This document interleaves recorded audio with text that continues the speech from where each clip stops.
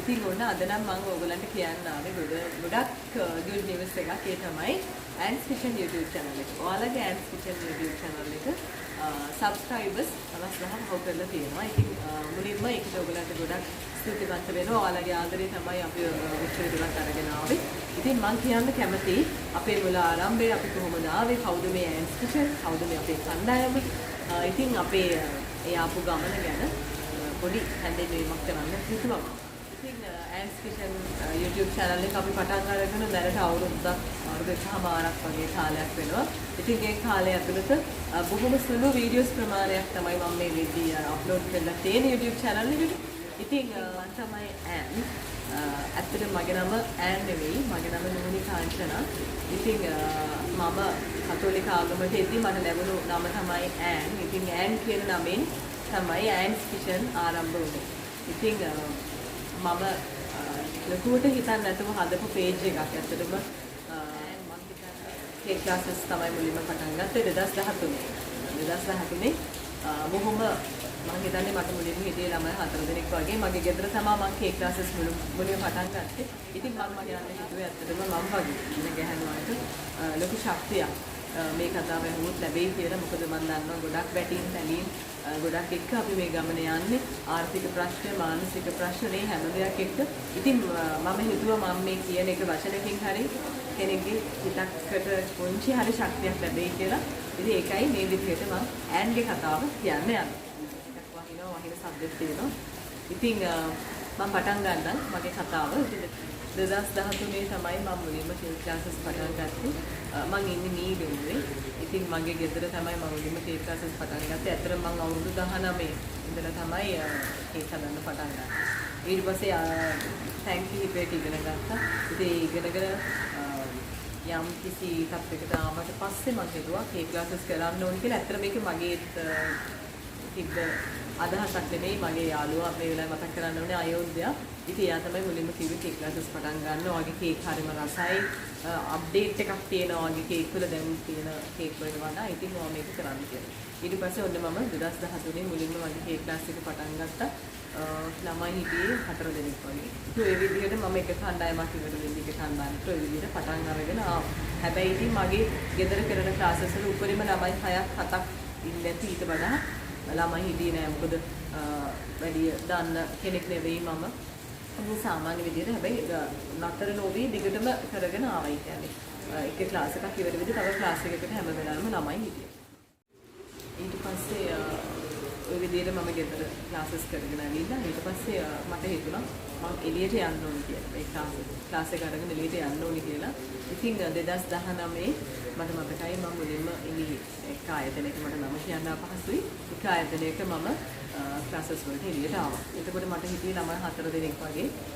ඉතින් 4 දෙනා 5 දෙනා වුණා. ওই විදිහට කරගෙන ආවා. ඇත්තටම කිව්වොත් ඒක මඩුවක් තමයි මට හම්බ වුනේ. නිකන් ලෑලි වලින් වට කරපු.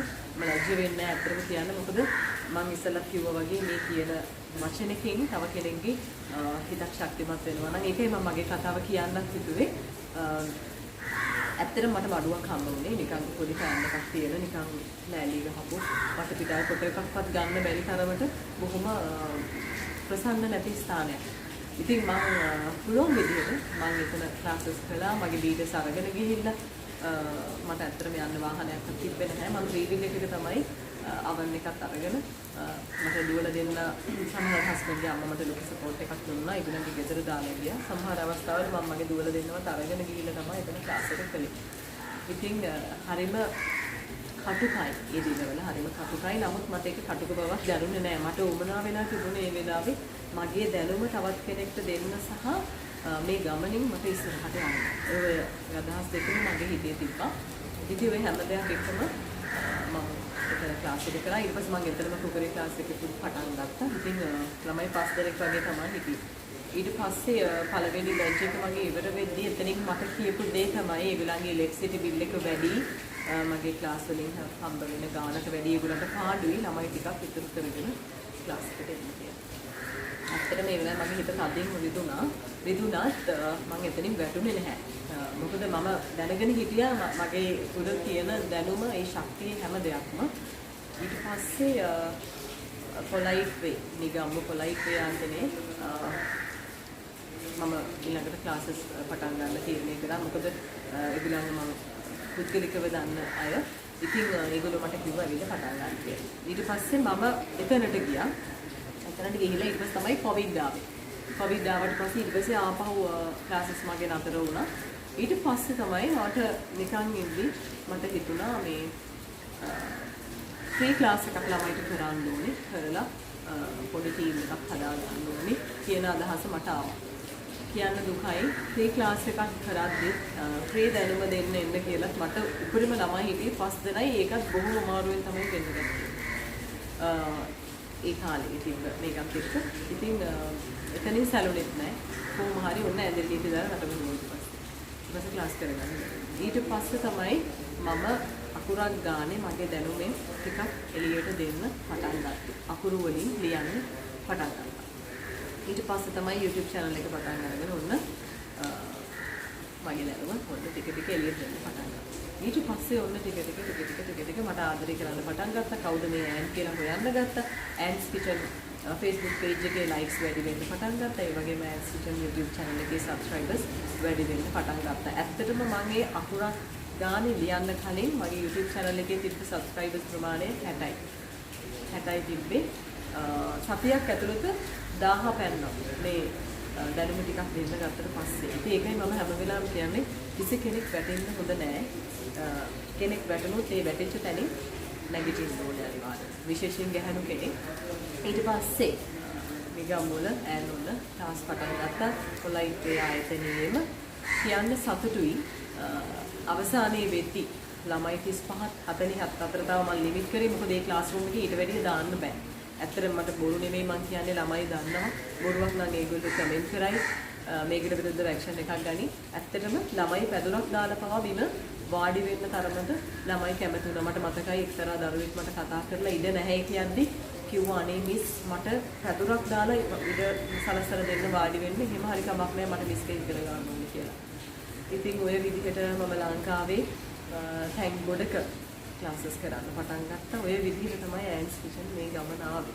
ඉතින් ඔය තුල කඩා වැටීම්, විඳ වැටීම්, ගොඩක් පහරවල් ඒ හැම දෙයක් එක්ක තමයි මේ ගමන ආවේ. හැබැයි කිසිම දවසක මම මානසිකව වැටුනේ නැහැ. බිසි වෙද්දි අපේ ජීවිතේ බිසි වෙද්දි අපේ ජීවිතේ තියෙන අනෙකුත් ප්‍රශ්න ඒ හැම ගැටලුවක්ම අමතක වෙලා අපිට මේ ගමන සාර්ථකව යන්න පුළුවන්. මම දන්නවා ගොඩක් මේ වීඩියෝ එක බලන ගොඩක් අයට ප්‍රශ්න ඇති. දැන් මේ වෙලාවේ මම චුට්ටක් පොඩි කැළවීමක් තියෙනවා හිත ඇතුලේ. ඉතින් මේ මට මේක මම ෆස්ට් ටයිම් තමයි මෙහෙම එළියට දාන්නේ මේක පබ්ලික්. ඉතින් මට කියන්න ඕනේ ඇත්තටම තවත් කෙනෙක්ට මේක ශක්තියක් වෙන්න තමයි නැතුව මේ වෙන දෙයකට නෙමෙයි මගේ හිස්ටරි එකක් මට කියන්න ඕනේ. ඉතින් ඔය විදිහට ඈන් පයිලට් මේ ටීම් එක ඈන්ස් කිචන් ගෲප් එකේ මේ වෙද්දි ළමයි 5 දෙනෙක් ඉන්නවා. ඉතින් මුලින්ම මම මතක් කරන්නම් ඈන්ස් කිචන් YouTube channel එක පටන් ගද්දී රශ්මි ඒ වගේම මෙරි ගය දෙන්නවම ආදරෙන් පිළිගන්න ඕනේ. මොකද ඒ දෙන්න තමයි මුලින්ම මගේ පස්සෙන් හිටියේ. ඒ වගේම ඈන්ස් කිචන් page එකේ තියෙන Facebook page එකේ තියෙන මුල්ම ෆොටෝස් ටික ගත්තේ රශ්මි නංගිවත් ආදරෙන් මතක් කරනවා මම. ඉතින් ඔය විදිහට අපි මේ ගමන ඇවිල්ලා දැන් ඔන්ලයින් ක්ලාසස් වලිනුත් මේ වෙද්දී 1500කට වඩා පිරිසක් අපේ ක්ලාස් එකෙන් ඉගෙනගෙන ඉවරයි. ඉතින් මම මීට කලින් වීඩියෝස් වල ඔන්ලයින් ක්ලාසස් ගැන මගේ වීඩියෝ එකක් කළා. ඉතින් ඒ සම්බන්ධව වැඩිපුර කියන්න යන්නේ නැහැ. ඉතින් පටන් අරගෙන අවුරුදු 1කමාරක් ඉතින් ත්‍රිවිල් එකේ අවල් එක දාගෙන ගියේ මම එළියේ ක්ලාසස් වලට යද්දී ඇත්තටම රෙන්ට් එකට කාර් එකක් අරගෙන තමයි ගියේ. ලොකු වේදමක් දරාගෙන. එතකොට අපි හෝල් චාර්ජස් වෙනම ගෙවන්න ඕනේ යන ක්ලාස් රූම් වලට. ඉතින් මම AC ක්ලාස් රූම් වල තමයි කරේ හැම ක්ලාස් එකක්ම. මොකද මට ඕන වුණා ඒ උගන්වන දේ දරුවන්ට හරි විදිහට යන්න නිකන් මට පිටාව හොඳට තියාගන්න. මම බීටස් වෙනම දාලා ගෲප්ස් වෙන් කරලා ළමයි ගැතින්ම තමයි හැම කේක් එකක්ම හැදුවේ. ඒක ක්ලාස් එකට ආපු අය දන්නවා. ඉතින් ඇත්තම කියලා ටා එකක් තියෙනවා. ඉතින් කියන්න සතුටුයි මම ඇත්තටම නිගම්වල මටම තැනක් ගන්න හිටියේ. ඒක නම් සල්ලි වලට නෙමෙයි රෙන්ට් එකට. ඉතින් එහෙම අරගෙන ක්ලාස් මගේම තැනක් මම නිර්මාණය කරගන්න හිටියේ. මොකද මට ආසයි හොටෙල් ස්කූල් එකක්ම පටන් ගන්න. ඒ සම්බන්ධව අපි වැඩ කෙරීගෙන යනවා. ඈන්ස් කිචන් ලොකු ඇකඩමි එකක්. ඒගොල්ලන්ට ඉන්ටර්නැෂනල් වැලිඩ් සර්ටිෆිකට් එකක් එක්ක ඉදිරියේදී ඒ සම්බන්ධව කරගන්න පුළුවන්. ඒ ලැන්ග්වේජ් හැම එකක් එක්කම ඉස්සරහට කරගෙන යන්න පුළුවන් වැඩි පිළිවෙලක් හදාගෙන යනවා. ඇත්තටම ඒ සම්බන්ධව වැඩ කරගෙන යද්දි තමයි කොවිඩ් හරස් වුණේ. ඇත්තටම කොවිඩ් නිසා තමයි ගොඩක් ළමයි මගේ ඔන්ලයින් ක්ලාසස් වලට එන දරුවෝ කියන වචනයක් තමයි කොවිඩ් නිසා තමයි ඉස්ට අපිව හම්බ වුණේ. ඇත්තටම මම ඔන්ලයින් ක්ලාසස් වලට ඇත්තට කැමතිම නැහැ. පුද්ගලිකව කැමති නැහැ. මම ෆිසිකල් ක්ලාසස්ම කරගෙන හිටපු කෙනෙක්. ඒ කොවිඩ් නැති කාලෙත් මම මතකයි මෙච්චර සංකීර්ණ නැති කාලෙත් ළමයි මට කියද්දි අනේ මිස් ඔන්ලයින් ක්ලාසස් පටන් ගන්න කියලා මම ඒගොල්ලන්ට කිව්වා ඇත්තටම ෆිසිකල් ක්ලාස් එකකට එන තරම් ඔන්ලයින් ක්ලාසස් වලින් දෙයක් කරන්න බෑ කියලා. ඊට පස්සේ දැන් කොවිඩ් එකත් එක්ක ලොක්ඩවුන් එකත් එක්ක අපි ගෙදර ඉඳි ගොඩාක් කට්ටිය කෝල් කරා පිට රටින් ගොඩක් කට්ටිය කෝල් කරා මිස් මෙහෙම කරන්න ඒගොල්ලෝ මට අදහස් දුන්නා වෙන අය ක්ලාසස් කරන්නේ මෙහෙමයි මිස් මේ විදිහට කරන්න කියලා. ඉතින් මේ හැම එකක් එක්කම මම ඒ දේවලුත් ඒගොල්ලන්ගේ උදව්වත් අරගෙන ඉතින් මම කල්පනා කරා මේක ළමයිට හොඳ විදිහටම දෙන්නේ කොහොමද කියලා. ඊට පස්සේ මම ඒ සම්බන්ධ වැඩපිළිවෙලක් කරගෙන යනවා. මොකද ළමයිට ඒ කරගන්න දේ හරියටම පිළිවෙලට කරගන්න පාරදීන් නැතුව. ඉතින් ඒකට තමයි අපි ක්ලාස් එකේ රෙකෝඩින් එකක් ළමයිට දෙන්නේ. ඒ වගේම මම යම්කිසි යන ක්‍රමවේදයක් තියෙනවා. ඒ ඔක්කොමත් එක්ක තමයි අපි ක්ලාස් එක කරන්නේ. ඒක ක්ලාස් එකට එන අය දන්නවා. ඉතින් මම කිසිම තැනක මගේ ක්ලාසස් මෙහෙම තියෙනවා එන්න උගලන්ට මෙහෙමයි අර එහෙමයි එහෙම කිසිම තැනක කරලා නැහැ. මොකද ක්ලාස් එකට ළමයි ඇත්තට මම සිගමන්නේ අදින්නේ නැහැ. මම උගන්වන විදිය හොඳ නම් මගේ අනිවාර්යෙන් ක්ලාස් වලට ළමයි ඉන්නවා. දැන් ඇත්තටම දැන් අපි මේ මාසේ ලබන සඳුදා අඟහරුවාද ඒ කියන්නේ ඔක්තෝබර් 4-5 අපි අලුතෙන් පටන් ගන්න ක්ලාස් එකට අපි ළමයි ලිමිට් කරන්න සිද්ධ වෙලා තියෙනවා ඔන්ලයින් ක්ලාස් එකේ. මොකද ඒ තරමට ළමයි අපිට මේ පාර ලියාපදිංචි වෙන්නේ නැහැ. මොකද ගොඩක් කට්ටිය ඇන්ස් කිචන් ගැන දන්නේ නැහැ ක්ලාස් කරනවා කියලා YouTube channel එකේ. ඉතින් first time තමයි මම ඇන්ස් කිචන් එකට YouTube channel එකට දැම්මේ මේ වගේ අපි ක්ලාසස් කරනවා කියලා. ඉතින් ඊට පස්සේ දවසට මම හිතන්නේ calls 500කට වඩා එනවා. ඉතින් ඒවත් එක්ක මම හිතුවා මේ පාර ලිමිට් කරන්න වෙයි අපිට. ওই විදිහට තමයි ආවේ. තව වගේ කියන අමතක වෙච්ච දේවල් ගොඩක් ඇති. ඉතින් මම මුලින්ම මගේ හස්බන්ඩ්ගේ අම්මාව මතක් කරනවා මේ වෙලාවේ. එයා දැන් මේ වෙලාවේ ජීවිතුන් අතර නැහැ. ඇත්තටම එයාගේ තිබ්බ ලොකුම ආසාවක් තමයි මම මගේම කියලා කාර් එකක් ගන්න එක. ඉතින් එයා හැම වෙලාවෙම හැම වචනකින්ම මට සපෝට් එකක් දුන්නා. මොකද මගේ අම්මයි තාත්තයි දෙන්නම ලංකාවේ නැහැ. ඉතින් එයා අම්මා කෙනෙක් වගේ පස්සෙන් ඉඳගෙන මගේ දරුවෝ දෙන්නවන් බලාගෙන මොකද මම ගොඩක් දුක් විඳලා ඉගෙන ගත්ත කෙනෙක්. ඒකම කොළඹ මගේ ප්‍රධානම දේවල් ටික ඉගෙන ගත්තේ මම ප්‍රධාන හොටෙල්ස් දෙකක ඉගෙන ගත්තා. ප්‍රධාන ස්කූල්ස් දෙකක ඉගෙන ගත්තා. ඒ වගේම තව ගොඩක් හොටෙල්ස් වල වැඩ කරලා පවා මගේ එක්ස්පීරියන්ස් ගත්ත කෙනෙක්. මම ගොඩක් දුක් විඳලා. ඇත්තටම කෝච්චිය ගිහිල්ලා ඉගෙන ගත්තේ.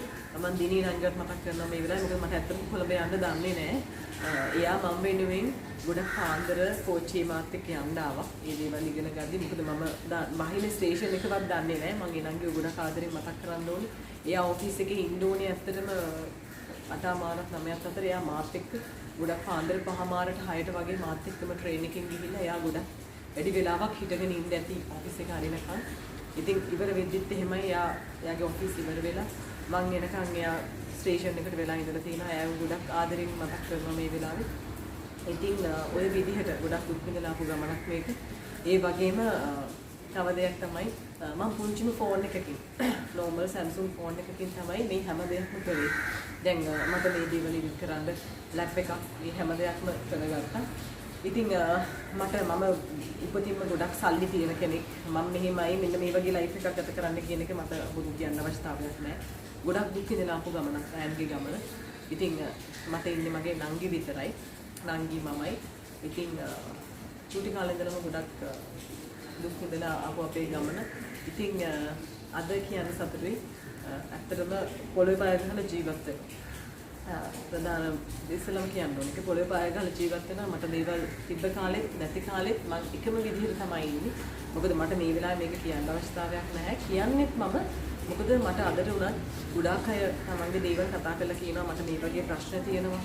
මේ වගේ ආර්ථික ප්‍රශ්න, මේ වගේ මානසික ප්‍රශ්න සමහර අයගේ හස්බන්ඩ්ලගේ අම්මලගේ ප්‍රශ්න එයා කැමති නැහැ ගෙදර දෙයක් පිළිගන්නවට. සමහර තාත්තලගේ ප්‍රශ්න, සමහර වෙලාවට තමන්ගේම දෙමව්පියන්ගේ ප්‍රශ්න. ඉතින් සමහරවල් තමන් මොන හරි දෙයක් කරන්න පටන් ගත්තාම තමන්ගේ නෑදෑයන්ගෙන් එන ප්‍රශ්න. ඉතින් ඕවා ගොඩාක් වෙලාවට අපි මේ ලංකාවේ ගොඩක් වෙලාවට තියෙන දේවල්.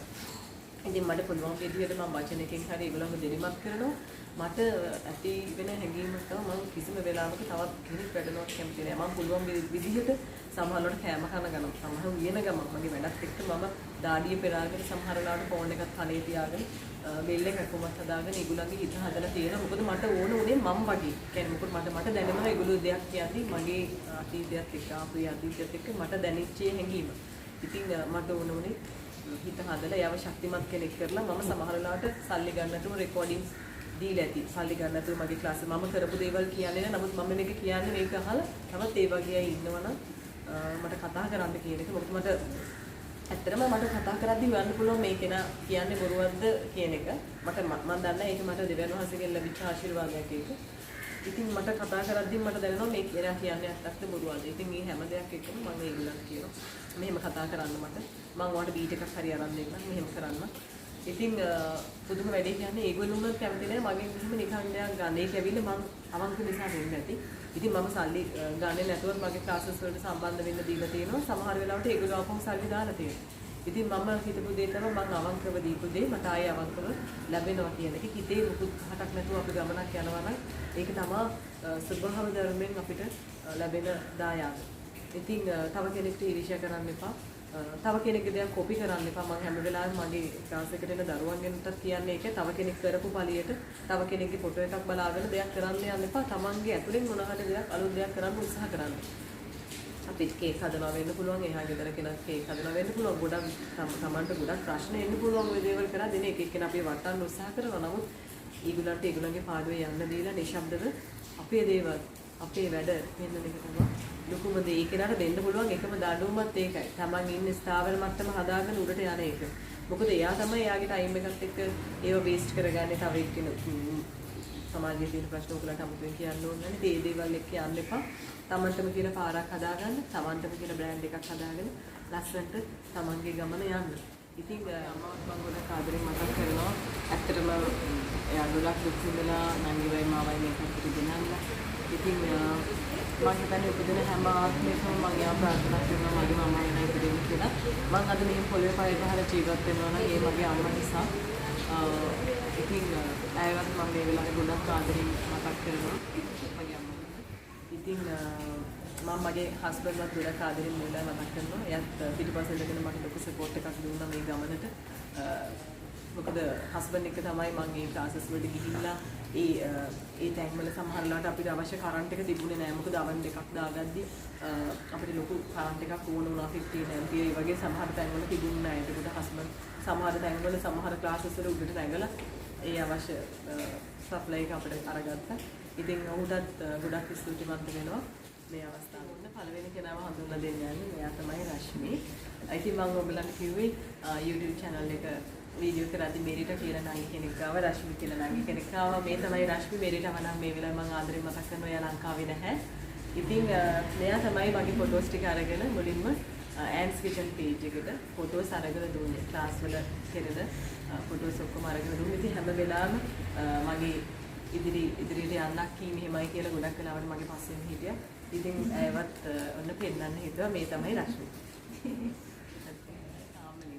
ඉතින් මුලින්ම ඇන්ස්පිෂන් ගෲප් එකට සම්බන්ධ වෙච්ච නංගි ඇත්තටම පඩියක් ගන්න නැතුව මාත් එක්ක වැඩ කරා. මට මතකයි ක්ලාස් එකට ළමයි වැඩි වෙද්දී මම කල්පනා කරා දැන් මම එක එක තැනින් තැනට ගිහිල්ලා ක්ලාස් කරද්දී මම කොහොමද තනියම මේ දේවල් කරගන්නේ කියලා.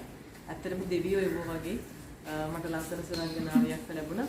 හේතුව එයා මට කෝල් කරලා කිව්වා අක්කි මම වාජන ටික හරි උදන්න අක්කිත් එක්ක ඉන්නවා කියලා. ඇත්තටම සල්ලි ගන්න අකමැතිව මගේ වාජන ටික හොදලා දීලා මගේ පස්සෙන්ම මට එකම ශක්තියක් වුණ නංගි කෙනෙක්. ඉතින් ඇත්තටම කිව්වොත් ඇන්ස් කිෂන් හෙවන් ඇන්ඩ්. ඉතින් මේ වෙලාවේ ගොඩක් ආදරෙන් මතක් කරනවා. ඉතින් මේ තමයි තමාලි. ඉතින් මේ තමයි තමාලි. ඉතින් ඔයාලා දන්නවා ඇති අපිත් එක්ක ක්ලාස් කරද්දී තමාලි කියන නම ගොඩක් ඔයගලන්ට ඇහිලා ඇති. මුලින්ම අපි ඔන්ලයින් ක්ලාස් කරද්දී මාත් එක්ක සම්බන්ධ වෙච්ච නංගි. ඔයගලන්ට මතකයි මම කලින් අර ට්‍රේන් එකේ යද්දී දිනී කියලා නංගි කෙනෙක් ගැන කිව්වේ. ඉතින් මේ යාගේ අක්කා.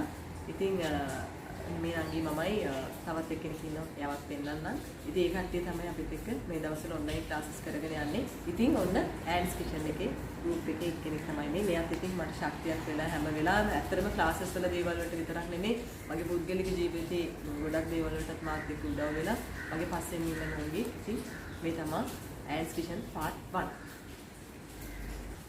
ඉතින් මේ තමයි නංගි ඔයගොල්ලෝ දන්නවා අපේ නයිට් ක්ලාස් එකත් එක්ක සම්බන්ධ වෙන ගොඩක් කට්ටිය දන්නවා දැකලත් ඇති. ඉතින් ඉගෙන ගන්න වයසක ඉන්න කෙනෙක්. ඉතින් ඇන්ස් කිචන් වලට සම්බන්ධ වෙච්ච දෙවෙනි ගෝලයා මගේ. ඉතින් මෙයාවත් ගොඩක් ආදරෙන් පිළිගන්නවා. ඇත්තටම මෙයාත් කලින් නංගි වගේම මගේ පුද්ගලික ජීවිතයේ වැඩවලට ගොඩක් උදව් කරමින් අක්කි මේ දේවල් අපි අලුත් කරමු මේ විදිහට කරගෙන යමු. අපි පොඩ්ඩක් අප්ඩේට් වෙමු කියලා මගේ පස්සෙන් ඉන්න නයි කෙනෙක්. ඉතින් ඇයවත් ගොඩක් ආදරෙන් පිළිගන්නවා නමින් කුෂිලා. ඉතින් ඔන්න මේ තමයි ඇන්ස් කිචන් ගෲප් එක. ඉතින් ඔන්න ඇන්ස් කිචන් ආපු විදිහ කිව්වා මේ හැම කියපු වචනයක්ම ඕගොල්ලන්ට ශක්තියක් කරගන්න තව තැනක කියලා hina වෙන්න නෙමෙයි මම මේ දේවල් කිව්වේ. තව කෙනෙක්ට මම වගේ කෙනෙක්. ඇන් කෙනෙක්ට තව දී කරන්න ඕනාවෙ කිව්වේ. ඉතින් හැමෝටම ගොඩක් ස්තුතියි මේ ඇන්ස් කිචන් Facebook ගෲප් එක සහ ඒ වගේම YouTube channel එක මේ තරම් දුරට අරගෙන ආවට ඒ වගේම ඉදිරියටත් අරගෙන යන මේ ගමන ඔයගලන්ටම පාදක